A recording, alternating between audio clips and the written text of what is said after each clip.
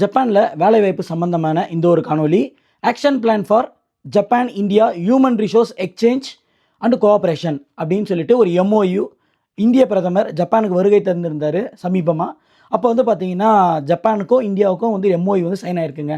இது பிரகாரம் பார்த்தீங்கன்னா கிட்டத்தட்ட ஜப்பானில் இருந்தும் சரி இந்தியாவில் இருந்தும் ஒரு 5 லட்சம் உங்களுக்கு ஹியூமன் ரிசோர்ஸஸ் வந்து பார்த்தீங்கன்னா உங்களுக்கு ட்ரான்ஸ்ஃபர் ஆகிறதுக்கான வாய்ப்புகள் வந்து ஏற்படுத்தி கொடுத்துருக்காங்க. இதில் பர்டிகுலராக எடுத்துக்கிட்டிங்கன்னா ஸ்கில்டு லேபருக்கான அதாவது ஒயிட் கலர் ஜாப்ஸ் 50,000 பேர் இந்தியாவிலேருந்து ஜப்பானுக்கு வந்து வருவதற்கான ஒரு வேலை வாய்ப்பு வந்து ஏற்படுத்தி கொடுத்துருக்காங்க.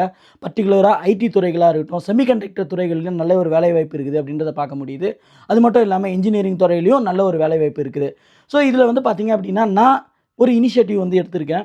இது வந்து நான் இப்போ எடுத்த இனிஷியேட்டிவ் இல்லை. நான் வந்து ஜப்பானில் கிசுனா பேத்வேஸ் அப்படின்ற ஒரு கம்பெனியை வந்து நான் ஆரம்பித்தேன்.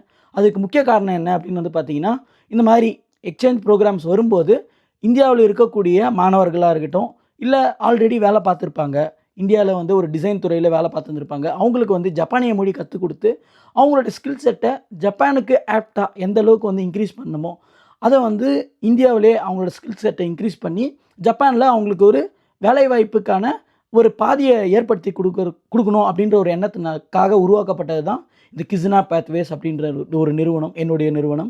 ஸோ இதுக்கான பேக்ரவுண்ட் ஒர்க் எல்லாம் போயிட்டுருக்குது. ஸோ இதுக்கான லைசன்ஸ் எல்லாம் நாங்கள் அக்வயர் பண்ணியிருக்கோம். ஸோ அது மட்டும் இல்லாமல் இங்கே ஜப்பானில் வந்து ஒரு கம்பெனி வந்து ஃப்ளோட் பண்ணியிருக்கேன்.